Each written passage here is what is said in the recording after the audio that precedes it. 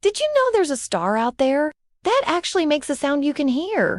It's called RxJ 1914.4 plus 2456, and it's not just burning bright, it's humming. NASA picked up strange rhythmic signals from it, like a low, pulsing tone echoing across space.